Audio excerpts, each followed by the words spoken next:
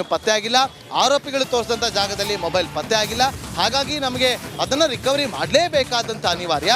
ಹಾಗಾಗಿ ಕೆಲ ಆರೋಪಿಗಳನ್ನು ನಮಗೆ ಆ ಜಾಗಕ್ಕೆ ಕರೆದುಕೊಂಡು ಹೋಗಿ ಶೋಧವನ್ನು ನಡೆಸಬೇಕು, ಸರ್ಚಿಂಗನ್ನು ಮಾಡಬೇಕು.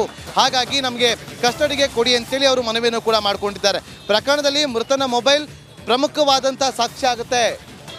ಈ ಒಂದು ಪ್ರಕರಣದಲ್ಲಿ ರೇಣುಕಾಸ್ವಾಮಿಯನ್ನು ಯಾಕೆ ಕೊಲೆ ಮಾಡಿದ್ರಿ ಅಂತೇಳಿ ಪ್ರಶ್ನೆ ಉದ್ಭವ ಆದಾಗ ಆರೋಪಿಗಳು ಹೇಳಿದ್ದು ಅಶ್ಲೀಲವಾದಂಥ ಮೆಸೇಜನ್ನು ಮಾಡಿದ್ದ ಅನ್ನೋ ಕಾರಣಕ್ಕೋಸ್ಕರ, ಅಶ್ಲೀಲವಾಗಿ ಮೆಸೇಜನ್ನು ಮಾಡಿದ್ದ ಅನ್ನೋ ಕಾರಣಕ್ಕೋಸ್ಕರ. ಅಶ್ಲೀಲವಾಗಿ ಮೆಸೇಜ್ ಮಾಡಿದ್ದು ಯಾರ ಫೋನಿಂದ? ರೇಣುಕಾಸ್ವಾಮಿ ಮೊಬೈಲಿಂದ. ಹಾಗಾದರೆ ರೇಣುಕಾಸ್ವಾಮಿಯ ಮೊಬೈಲ್ ಎಲ್ಲಿದೆ? ರೇಣುಕಾಸ್ವಾಮಿಯ ಮೊಬೈಲನ್ನು ಆರೋಪಿಗಳು ಆತನ ಮೃತದೇಹವನ್ನು ಡಿಸ್ಪೋಸ್ ಮಾಡಿದ್ರಲ್ಲ, ತೆಗೆದುಕೊಂಡು ಹೋಗಿ ಬಿಸಾಡಿದ್ರಲ್ಲ, ಆ ಜಾಗದಲ್ಲಿ ಅವರು ಆ ಮೊಬೈಲನ್ನು ಕೂಡ ತಗೊಂಡೋಗಿ ಮೂಲೆಯಲ್ಲಿ ಬಿಸಾಕಿದ್ರು. ಇಡೀ ದಿನ ಮೊಬೈಲನ್ನು ಹುಡುಕಿದ್ರು ಕೂಡ ಮೊಬೈಲ್ ಸಿಕ್ಕಿರಲಿಲ್ಲ. ಈಗ ಕೂಡ ಆ ಮೊಬೈಲನ್ನು ಹುಡುಕಾಟ ನಡೆಸಬೇಕಾಗಿದೆ ಅಂತ ಹೇಳಿ ಹಾಗಾಗಿ ಕಸ್ಟಡಿ ಕೊಡಬೇಕು ಅಂತೇಳಿ ಮನವಿಯನ್ನು ಕೂಡ ಮಾಡ್ಕೊಳ್ತಾ ಇದ್ದಾರೆ. ಆದರೆ ಇದಕ್ಕೆ ದರ್ಶನ್ ಪರ ವಕೀಲರು ಆಕ್ಷೇಪವನ್ನು ವ್ಯಕ್ತಪಡಿಸಿದ್ದಾರೆ. ಯಾವುದೇ ಕಾರಣಕ್ಕೂ ಕೂಡ ಕೊಡಬಾರ್ದು, ನ್ಯಾಯಾಂಗ ಬಂಧನಕ್ಕೆ ಒಪ್ಪಿಸಬೇಕು ಅಂಥೇಳಿ ಅವರು ಕೂಡ ವಾದವನ್ನು ಮಂಡಿಸ್ತಾ ಇದ್ದಾರೆ. ಸೊ ಎಲ್ಲ ಆರೋಪಿಗಳು ಕೂಡ ಒಬ್ಬೊಬ್ಬರನ್ನಾಗಿ ಪ್ರಶ್ನೆಯನ್ನು ಮಾಡಿದಂಥ ವಕೀಲರು ನೋಡಿ, ಮತ್ತೊಮ್ಮೆ ಹೇಳ್ತೀನಿ, ಕೋರ್ಟ್ನ ಕಲಾಪದ ಒಳಗಡೆ ಏನೆಲ್ಲ ಆಯಿತು ಅಂತೇಳಿ. ಕೋರ್ಟ್ನ ಒಳಗಡೆ ಮೊದಲಿಗೆ ಪವಿತ್ರ ಗೌಡ A1 ಆರೋಪಿಯನ್ನು ಅಂದರೆ ಕರ್ಕೊಂಡೋಗಿ ನ್ಯಾಯಾಧೀಶರ ಮುಂದೆ ನಿಲ್ಲಿಸ್ತಾರೆ. ಅದಾದ ಬಳಿಕ A2 ಆರೋಪಿಯಾಗಿರುವಂಥ ದರ್ಶನ ನಿಲ್ಲಿಸ್ತಾರೆ.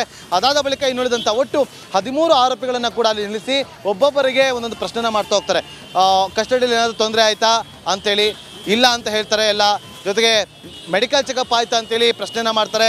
ಹೌದು ಸ್ವಾಮಿ, ನೆನ್ನೆ ಆಯಿತು ಅಂತೇಳಿ ಕೂಡ ಅಲ್ಲಿ ವಕೀಲರು ಕೂಡ ಅಲ್ಲಿ ಸೂಚನೆ ಕೊಟ್ಟಿದ್ದಾರೆ. ಅದಾದ ಬಳಿಕ ಕಸ್ಟಡಿಗೆ ಕೊಡಿ ಅಂತೇಳಿ ಯಾವಾಗ special public prosecutor Prasanna Kumar ಅವರು ವಾದವನ್ನು ಆರಂಭ ಮಾಡ್ತಾರೋ ತಕ್ಷಣ ಅಲ್ಲೇ ಇದ್ದಂಥ ದರ್ಶನ್ ಪರ ವಕೀಲರು ಅದಕ್ಕೆ ಆಕ್ಷೇಪವನ್ನು ಕೂಡ ವ್ಯಕ್ತಪಡಿಸಿದ್ದಾರೆ. ಏನು ಕಾರಣ, ಯಾವ ಕಾರಣಕ್ಕೋಸ್ಕರ ಈಗ ಕಸ್ಟಡಿಗೆ ಕೇಳ್ತಾರೆ ಅಂತೇಳಿ. ಮೊಬೈಲ್ ಈ ಒಂದು ಪ್ರಕರಣದಲ್ಲಿ ಪ್ರಮುಖವಾದಂಥ ಸಾಕ್ಷಿ, ಮೇಜರ್ ಎವಿಡೆನ್ಸ್ ಅಂತ ಕನ್ಸಿಡರ್ ಆಗೋದೆ ಆರೋಪಿಯ ಮೊಬೈಲ್. ಆರೋಪಿ ಮೊಬೈಲ್ ಇನ್ನೂ ಕೂಡ ಪತ್ತೆ ಆಗಿಲ್ಲ.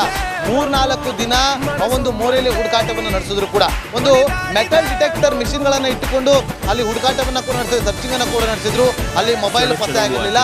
ಹಾಗಾಗಿ ಆ ಮೊಬೈಲ್ ಈ ಒಂದು ಪ್ರಕರಣದಲ್ಲಿ ಪ್ರಮುಖವಾದಂಥ ಸಾಕ್ಷಿ ಆಗಿರುವಂಥ ಹಿನ್ನೆಲೆಯಲ್ಲಿ ನಾವು ಆ ಮೊಬೈಲ್ನ ರಿಕವರಿ ಮಾಡಬೇಕು. ಹಾಗಾಗಿ ಆರೋಪಿಗಳು ಸೂಚನೆ ಕೊಟ್ಟರು, ತೋರಿಸಿದ್ರು ಜಾಗ, ಆದರೆ ಆ ಜಾಗದಲ್ಲಿ ಮೊಬೈಲ್ ಸಿಗಲಿಲ್ಲ.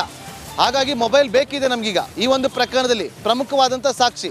ಹಾಗಾಗಿ ಮೊಬೈಲ್ ಹುಡುಕಾಟ ನಡೆಸೋದಕ್ಕೆ ಆರೋಪಿಗಳನ್ನು ಕರೆದುಕೊಂಡು ಹೋಗಿ ಸ್ಥಳ ಮಹಾಜರನ್ನು ಮಾಡಬೇಕಾಗಿದೆ, ಮೊಬೈಲನ್ನು ಹುಡುಕಬೇಕು. ಹಾಗಾಗಿ ನಮ್ಮ ಕಸ್ಟಡಿಗೆ ಕೊಡಿ ಅಂತೇಳಿ ಆರೋಪಿಗಳನ್ನು ಕೊಡಿ ಅಂತೇಳಿ special public prosecutor Prasanna Kumar ಅವರು ವಾದವನ್ನು ಮಂಡಿಸ್ತಾ ಇದ್ದಂತೆ ದರ್ಶನ್ ಪರ ವಕೀಲರು ಇಲ್ಲ, ನ್ಯಾಯಾಂಗ ಬಂಧನಕ್ಕೆ ಒಪ್ಪಿಸಬೇಕು ಅಂತೇಳಿ ಅವರು ಕೂಡ ಪ್ರತಿವಾದವನ್ನು ಕೂಡ ಮಂಡಿಸ್ತಾ ಇದ್ದಾರೆ. ಸೊ ಈಗ ಬರ್ತಾ ಇರುವಂಥ ಮಾಹಿತಿ ಪ್ರಕಾರ ಪವಿತ್ರ ಗೌಡಗೆ ನ್ಯಾಯಾಂಗ ಬಂಧನಕ್ಕೆ ಒಪ್ಪಿಸಲಾಗಿದೆ. ನ್ಯಾಯಾಂಗ ಬಂಧನಕ್ಕೆ ಅಂದರೆ ಪರಪ್ಪನ ಅಗ್ರಹಾರ ಕೇಂದ್ರ ಕಾರಾಗೃಹಕ್ಕೆ ಪವಿತ್ರ ಗೌಡ ಜೈಲ್ ಅನ್ನುವ ಮಾಹಿತಿ ಈಗ ಲಭ್ಯವಾಗ್ತಾ ಇದೆ. ಒಟ್ಟು 7 ಜನರಿಗೆ ಜೈಲು, 7 ಜನರಿಗೆ ಜೈಲು. ಯಾರಿಗೆಲ್ಲ ಅನ್ನೋದು ಇನ್ನಷ್ಟೇ ಅಪ್ಡೇಟ್ ಲಭ್ಯವಾಗುತ್ತೆ. ಒಟ್ಟು 7 ಮಂದಿ, 6 ಮಂದಿಯನ್ನು ಕಸ್ಟಡಿಗೆ ಕೇಳ್ತಾ ಇರುವಂಥ ಪೊಲೀಸರು. A1 ಆರೋಪಿ ಆಗಿರುವಂಥ ಪವಿತ್ರ ಗೌಡ ಜೈಲ್, ನ್ಯಾಯಾಂಗ ಬಂಧನ. ಪವಿತ್ರ ಗೌಡ ಸೇರಿದಂತೆ 7 ಜನ ಆರೋಪಿಗಳನ್ನು ನ್ಯಾಯಾಂಗ ಬಂಧನಕ್ಕೆ ಒಪ್ಪಿಸಿ ಈಗ ನ್ಯಾಯಾಧೀಶರು ಆದೇಶವನ್ನು ಹೊರಡಿಸಿದ್ದಾರೆ. ಇನ್ನುಳಿದಂಥ 6 ಆರೋಪಿಗಳು ನಮಗೆ ಬೇಕು. ದರ್ಶನ್, ವಿನಯ್, ಪ್ರದೋಷ್, ನಾಗರಾಜ್, ಲಕ್ಷ್ಮಣ್ ಹಾಗೆ ಧನರಾಜ್ ಎಲ್ಲರೂ ಕೂಡ ಕಸ್ಟಡಿಗೆ. ದರ್ಶನ್ ಪೊಲೀಸ್ ಕಸ್ಟಡಿಗೆ ನೀಡಿ ನ್ಯಾಯಾಧೀಶರಿಗೆ ಆದೇಶವನ್ನು ಹೊರಡಿಸಿದ್ದಾರೆ. A1 ಆರೋಪಿ ಆಗಿರುವಂಥ ಪವಿತ್ರ ಗೌಡ ನ್ಯಾಯಾಂಗ ಬಂಧನ, A2 ಆರೋಪಿ ಆಗಿರುವಂಥ ದರ್ಶನ್ ಪೊಲೀಸ್ ಕಸ್ಟಡಿಗೆ ಕೊಟ್ಟು ಈಗ ಆದೇಶವನ್ನು ಹೊರಡಿಸಿದ್ದಾರೆ. ಅಂದರೆ ಇಲ್ಲಿಗೆ ಸ್ಪಷ್ಟ, ದರ್ಶನ್, ವಿನಯ್, ಪ್ರದೋಷ್, ನಾಗರಾಜ್, ಲಕ್ಷ್ಮಣ್ ಮತ್ತು ಧನರಾಜ್ನನ್ನ ಕಸ್ಟಡಿಗೆ ಕೊಟ್ಟಿದ್ದಾರೆ. ಒಟ್ಟು 6 ಜನ ಆರೋಪಿಗಳು, ಒಟ್ಟು 13 ಆರೋಪಿಗಳನ್ನು ನ್ಯಾಯಾಧೀಶರ ಮುಂದೆ ಹಾಜರುಪಡಿಸಿದ್ರು. 13 ಜನ ಆರೋಪಿಗಳ ಪೈಕಿ 7 ಮಂದಿ ನ್ಯಾಯಾಂಗ ಬಂಧನಕ್ಕೆ ಹೊರಟ್ರೆ 6 ಮಂದಿ ಕಸ್ಟಡಿಗೆ ಕೊಟ್ಟಿದ್ದಾರೆ. ಮತ್ತೊಮ್ಮೆ ಇವತ್ತಿನಿಂದ ಮತ್ತೊಮ್ಮೆ ದರ್ಶನ್ ಅಂಡ್ ಟೀಮ್ನ ಅರ್ಧ ಭಾಗ ಟೀಮ್ಗೆ ಮತ್ತೊಮ್ಮೆ ಡ್ರಿಲ್ ಅನ್ನು ಶುರು ಮಾಡಲಿದ್ದಾರೆ ಪೊಲೀಸರು. ಮತ್ತೊಮ್ಮೆ ಡ್ರಿಲ್ ಅನ್ನು ಮಾಡಲಿದ್ದಾರೆ. ನೋಡಿ ಯಾರ್ಯಾರು ಅಂತ ಹೇಳ್ತೀವಿ. ದರ್ಶನ್, ವಿನಯ್, ಪ್ರದೋಷ್, ನಾಗರಾಜ್, ಲಕ್ಷ್ಮಣ್ ಮತ್ತೆ ಧನರಾಜ್, ಈ 6 ಜನ ನೋಡಿ ಇಲ್ಲಿ ಯಾರ್ಯಾರ ಪಾತ್ರ ಏನು ಅಂತ ನಾನು ತಿಳಿಸ್ತಾ ಹೋಗ್ತೀನಿ.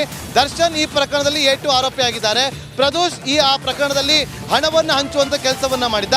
ಧನರಾಜ್ ಅಲಿಯಾಸ್ ರಾಜು ಮೆಗ್ಗಾರ್ ಮಿಷನ್ ಅನ್ನು ಇಟ್ಟು ಕರೆಂಟ್ ಕೊಟ್ಟು ಶಾಕ್ ಕೊಟ್ಟು ಆತ ಕಿರಿಕಿರಿಯನ್ನು ಮಾಡಿದರೆ ಚಿತ್ರ ಹಿಂಸೆಯನ್ನು ಕೂಡ ಕೊಟ್ಟಿದ್ದ. ಆತನನ್ನು ಕೂಡ ವಶಕ್ಕೆ ಪಡ್ಕೊಂಡಿದ್ದಾರೆ. ನೋಡಿ ಈಗ ಪ್ರಮುಖವಾಗಿ ಪವಿತ್ರನನ್ನು ಜೈಲಿಗೆ ಕರ್ಕೊಂಡು ಹೋಗೋದಕ್ಕೆ ಎಲ್ಲ ರೀತಿಯಾದಂಥ ಸಿದ್ಧತೆಗಳನ್ನು ಮಾಡ್ಕೊಳ್ತಾರೆ. ಅದೇ ರೀತಿಯಾಗಿ ಪೊಲೀಸರು ಕೂಡ ಒಂದಷ್ಟು ಸೆಕ್ಯೂರಿಟಿಯನ್ನು ಕೂಡ ಮಾಡ್ಕೊಳ್ತಾರೆ. ಯಾರು ಕೂಡ ಅತ್ತ ಸುಳಿದಂತೆ, ಸಾಮಾನ್ಯ ಜನರು ಕೂಡ ಹೊರಗಡೆ ಹೋಗದಂತೆ ಸಾಕಷ್ಟು ಕೇವಲ ವಕೀಲರಿಗೆ ಮಾತ್ರ ಅನುಮತಿ, ವಕೀಲರು ಮಾತ್ರ ಒಳಗಡೆ ಹೋಗೋದಕ್ಕೆ ಅವಕಾಶ, ಬೇರೆ ಯಾರಿಗೂ ಕೂಡ ಇಲ್ಲಿ ಅವಕಾಶವನ್ನು ಕಲ್ಪಿಸಿಕೊಡ್ತಾ ಇಲ್ಲ. ವಾದ ಪ್ರತಿವಾದವನ್ನು ಆಲಿಸಿದಂತಹ ನ್ಯಾಯಾಧೀಶರು ಈಗ 13 ಆರೋಪಿಗಳ ಪೈಕಿ 7 ಜನ ಆರೋಪಿಗಳನ್ನು ನ್ಯಾಯಾಂಗ ಬಂಧನಕ್ಕೆ ಒಪ್ಪಿಸಿದ್ರೆ ಇನ್ನು 6 ಜನ ಆರೋಪಿಗಳನ್ನು ಪೊಲೀಸ್ ಕಸ್ಟಡಿಗೆ ಒಪ್ಪಿಸಿದ್ದಾರೆ ಎನ್ನುವ ಅಪ್ಡೇಟ್ ಈಗ ಲಭ್ಯವಾಗ್ತಾ ಇದೆ. ಆದರೆ ಪೊಲೀಸರು ಇಲ್ಲ ಪವಿತ್ರ ಗೌಡ ಕೂಡ ನಮಗೆ ಕಸ್ಟಡಿಗೆ ಬೇಕು ಅಂತೇಳಿ ಅಲ್ಲಿ ಮನವಿಯನ್ನು ಕೂಡ ಮಾಡ್ಕೊಳ್ತಾ ಇದ್ದಾರೆ. ಪವಿತ್ರ ಗೌಡ ನಮಗೆ A1 ಆರೋಪಿ, ಈ ಪ್ರಕರಣದಲ್ಲಿ A1 ಆರೋಪಿಯಾಗಿದ್ದಾರೆ. ಹಾಗಾಗಿ ನಮಗೆ ಪವಿತ್ರ ಗೌಡ ಕೂಡ ನಮಗೆ ಬೇಕು ಅಂತೇಳಿ ಅವರು ಮನವಿಯನ್ನು ಕೂಡ ಮಾಡ್ಕೊಳ್ತಿದ್ದಾರೆ. ಏನು ಮಾಡ್ತಾರೆ ನ್ಯಾಯಾಧೀಶರು ಅನ್ನೋದು ತೀವ್ರ ಕುತೂಹಲ ಕೆರಳಿಸ್ತಾ ಇದೆ. ಸೊ ಪ್ರಮುಖವಾಗಿ ಪವಿತ್ರ ಗೌಡಳನ್ನ ನ್ಯಾಯಾಧೀಶರು ನ್ಯಾಯಾಂಗ ಬಂಧನಕ್ಕೆ ಒಪ್ಪಿಸಿ ಆದೇಶವನ್ನು ಹೊರಡಿಸ್ತಾರೆ. ತಕ್ಷಣ special public prosecutor Prasanna Kumar ಇಲ್ಲ ಈ ಪ್ರಕರಣದ A1 ಆರೋಪಿ ಆಗಿರುವಂಥ ಪವಿತ್ರ ಗೌಡ ನಮಗೆ ನ್ಯಾಯಾಂಗ ಬಂಧನಕ್ಕೆ ಬೇಕು ಅಂತೇಳಿ ಮನವಿಯನ್ನು ಮಾಡ್ಕೊಳ್ತಿದ್ದಾರೆ. ನ್ಯಾಯಾಧೀಶರು ಯಾವ ತೀರ್ಮಾನವನ್ನು ತೆಗೆದುಕೊಳ್ತಾರೆ, ಯಾವ ರೀತಿಯಾಗಿ ಆದೇಶವನ್ನು ಬದಲಿಸ್ತಾರಾ ಅನ್ನೋದು ತೀವ್ರ ಕುತೂಹಲ ಕೇಳಿಸ್ತಾ ಇದೆ. ಇಲ್ಲಿ special public prosecutor Prasanna Kumar ಅವರು ವಾದವನ್ನು ಮಾಡುವಂಥ ಸಂದರ್ಭದಲ್ಲಿ ಆರೋಪಿಗಳು ಸೂಚನೆ ಕೊಟ್ಟಂಥ ಜಾಗಕ್ಕೆ ತೆರಳಿ ನಾವು ಹುಡುಕಾಟವನ್ನು ನಡೆಸಿದ್ವಿ. ಆದರೆ ಅಲ್ಲಿ ರೇಣುಕಾಸ್ವಾಮಿಯ ಮೊಬೈಲ್ ಸಿಕ್ಕಿರಲಿಲ್ಲ. ರೇಣುಕಾಸ್ವಾಮಿಯ ಮೊಬೈಲ್ ಈ ಪ್ರಕರಣದಲ್ಲಿ ಮೇಜರ್ ಎವಿಡೆನ್ಸ್ ಆಗಿದೆ. ಹಾಗಾಗಿ ಮೊಬೈಲ್ ಹುಡುಕಬೇಕಾಗಿದೆ. ಕಳೆದ 3 ದಿನಗಳಿಂದ ದೊಡ್ಡ ಮೋರಿಯಲ್ಲಿ ಮೆಟಲ್ ಡಿಟೆಕ್ಟರನ್ನು ಇಟ್ಟುಕೊಂಡು ಮೊಬೈಲ್ ಹುಡುಕಿದ್ರು ಕೂಡ ಸಿಕ್ಕಿರಲಿಲ್ಲ. ಆರೋಪಿಗಳು ತೋರಿಸಿದ ಜಾಗದಲ್ಲಿ ಮೊಬೈಲ್ ಸಿಕ್ಕಿರಲಿಲ್ಲ. ಹಾಗಾಗಿ ಸ್ಪೆಷಲ್ ಪಬ್ಲಿಕ್ ಪ್ರಾಸಿಕ್ಯೂಟರ್ ಕೂಡ ಇದೇ ವಾದವನ್ನು ಮಾಡಿದ್ರು. ಸ್ವಾಮಿ, ನಮಗೆ ಈ ಮೊಬೈಲ್ ಬೇಕು, ಮೊಬೈಲೇ ಇಂಪಾರ್ಟೆಂಟ್, ಆ ಮೊಬೈಲ್ನಿಂದನೇ ಆತ ಸಂದೇಶವನ್ನು ಕಳಿಸಿದ್ದ ಅಂತೇಳಿ ಆರೋಪಿಗಳು ಬಾಯ್ಬಿಟ್ಟಿದ್ರು. ಆ ಸಂದೇಶ ಏನಂತ ಕಳಿಸಿದ್ದ ಇದೆಲ್ಲವನ್ನು ಕೂಡ ನಾವು ತನಿಖೆ ಮಾಡಬೇಕಾಗಿದೆ. ಆ ಮೊಬೈಲ್ ಸಿಗೋವರೆಗೂ ಕೂಡ ನಮಗೆ ಕಸ್ಟಡಿಗೆ ಕೊಡಿ. ಗರಿಷ್ಠ ಕಸ್ಟಡಿ ಅವಧಿ ಇನ್ನೂ ಮುಕ್ತಾಯ ಆಗಿಲ್ಲ, ಇನ್ನೂ 3 ದಿನ ಇದೆ, ನಮಗೆ ದಯವಿಟ್ಟು ಕೊಡಿ ಅಂತೇಳಿ ಮನವಿಯನ್ನು ಮಾಡಿಕೊಂಡ್ರು. ನೋಡಿ, ಇಲ್ಲಿ ಬಲವಾದ ಕಾರಣವನ್ನು ಕೊಟ್ಟಿದ್ದಾರೆ ಸ್ಪೆಷಲ್ ಪಬ್ಲಿಕ್ ಪ್ರಾಸಿಕ್ಯೂಟರ್ ಆಗಿರುವಂಥ ಪ್ರಸನ್ನ ಕುಮಾರ್ ಅವರು. ನಾನು ಆಗಲೇ ಹೇಳ್ತಾ ಇದ್ದಂತೆ, ಒಂದು ಪ್ರಮುಖವಾದಂಥ ಕಾರಣವನ್ನು ಕೊಟ್ಟಿದ್ದೆ ಆದರೆ ಅದಕ್ಕೆ ಅಕ್ಸೆಪ್ಟನ್ನು ಮಾಡಿದೆ ಆದರೆ ನ್ಯಾಯಾಧೀಶರು ಖಡಾಖಂಡಿತವಾಗಿ ಕೋರ್ಟ್ ಕಸ್ಟಡಿಗೆ ಕೊಟ್ಬಿಡ್ತಾರೆ. ಈ ಪ್ರಕರಣದಲ್ಲೂ ಕೂಡ ಹಾಗೆ ಆಗಿರೋದು. ಸೊ ಈಗ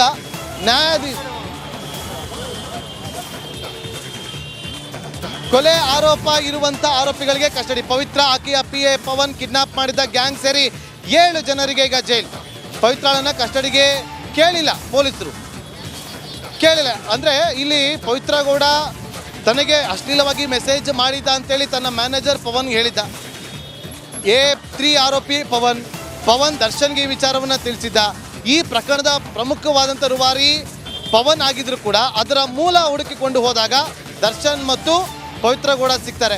ಹಾಗಾಗಿ ಈಗ A1 ಆರೋಪಿಯನ್ನು ನ್ಯಾಯಾಂಗ ಬಂಧನಕ್ಕೆ ಒಪ್ಪಿಸಿದ್ದಾರೆ. A2 ಆರೋಪಿ ದರ್ಶನ್ ಕಸ್ಟಡಿಗೆ ಕೊಟ್ಟಿರುವಂಥದ್ದು. ದರ್ಶನ್ ಸೇರಿದಂತೆ ಒಟ್ಟು 6 ಜನ ಆರೋಪಿಗಳು. ದರ್ಶನ್ ಈ ಪ್ರಕರಣದಲ್ಲಿ ಯಾವ ಪಾತ್ರವನ್ನು ವಹಿಸಿದ್ರು ಅಂತ ಹೇಳಿದರೆ, ಯಾವಾಗ ಇವರೆಲ್ಲರೂ ಕೂಡ ಚಿತ್ರಹಿಂಸೆ ಕೊಟ್ಟು ರೇಣುಕಾಸ್ವಾಮಿಯನ್ನು ಪಟ್ಟಣಗೆರೆಯ ಕಾರ್ ಸೀಸಿಂಗ್ ಸೆಟ್ನಲ್ಲಿ ಬರ್ಬರವಾಗಿ ಕೊಲೆ ಮಾಡಿದ್ರು, ಆ ಸಂದರ್ಭದಲ್ಲಿ ದರ್ಶನ್ ಕೂಡ ಇದ್ರಂತೆ, ದರ್ಶನ್ ಕೂಡ ಹೊರಡಿದ್ರಂತೆ. ಅಷ್ಟೇ ಅಲ್ಲದೆ ಹಣದ ಆಮಿಷ ಒಡ್ಡಿ ನಾವು ಹಣವನ್ನು ಕೊಡ್ತೀವಿ ಒಪ್ಪಿಕೊಳ್ಳಿ ಅಂತೇಳಿ 30 ಲಕ್ಷ ಹಣವನ್ನು ಕೊಟ್ಟಿದ್ದಾಗಿ ಒಪ್ಕೊಂಡಿದ್ದಾರೆ ತನಿಖೆಯ ಸಂದರ್ಭದಲ್ಲಿ ಅನ್ನೋದು ಅಲ್ಲಿ ಸ್ಪಷ್ಟವಾಗಿ ಗೊತ್ತಾಗ್ತಾ ಇದೆ. ಕೋರ್ಟ್ನ ಹಾಲ್ನ ಒಳಗಡೆ ಏನೆಲ್ಲ ವಾದ ಪ್ರತಿವಾದಗಳು ಆಗ್ತಾ ಇದೆ, ಕೋರ್ಟ್ನ ಹಾಲ್ ಒಳಗಡೆ ಏನೆಲ್ಲ ಪ್ರಕ್ರಿಯೆಗಳಾಗ್ತಾ ಇದೆ ಅನ್ನೋದ್ರ ಬಗ್ಗೆ ಮಾಹಿತಿಯನ್ನು ಕೊಡ್ತಾ ಇದ್ದೀನಿ. ಈಗ ಪ್ರಮುಖವಾಗಿ ಪವಿತ್ರ, ಆಕೆಯ PA ಪವನ್ ಕಿಡ್ನಾಪ್ ಮಾಡಿದ ಗ್ಯಾಂಗ್ ಸೇರಿ 7 ಜನರು ಈಗ ಜೈಲಿಗೆ ಹೋಗಿದ್ದಾರೆ. ಕಿಡ್ನಾಪ್ ಮಾಡಿದ ಜನ ಜೈಲಿಗೆ ಹೋದ್ರು, ಆದರೆ ಚಿತ್ರಹಿಂಸೆ ಕೊಟ್ಟು ಕೊಲೆ ಮಾಡಿದ್ರು ಅಂತ ಹೇಳಲಾಗ್ತಾ ಇರುವಂಥ ಆರೋಪಿಗಳೆಲ್ಲರೂ ಕೂಡ ಕಸ್ಟಡಿಗೆ ಹೋಗಿದ್ದಾರೆ. ನ್ಯಾಯಾಧೀಶರು ಕಸ್ಟಡಿಗೆ ನೀಡಿ ಈಗ ಆದೇಶವನ್ನು ಹೊರಡಿಸಿದ್ದಾರೆ. SPP ವಾದವನ್ನು ಪುರಸ್ಕರಿಸಿದ್ದಾರೆ ನ್ಯಾಯಾಧೀಶರು. ಹೌದು, ಸ್ಪೆಷಲ್ ಪಬ್ಲಿಕ್ ಪ್ರಾಸಿಕ್ಯೂಟರ್ ಹೇಳ್ತಾ ಇರುವಂಥ ಒಂದು ವಾದದಲ್ಲಿ ಒಂದು ಬಲವಾದ ಕಾರಣ ಇದೆ.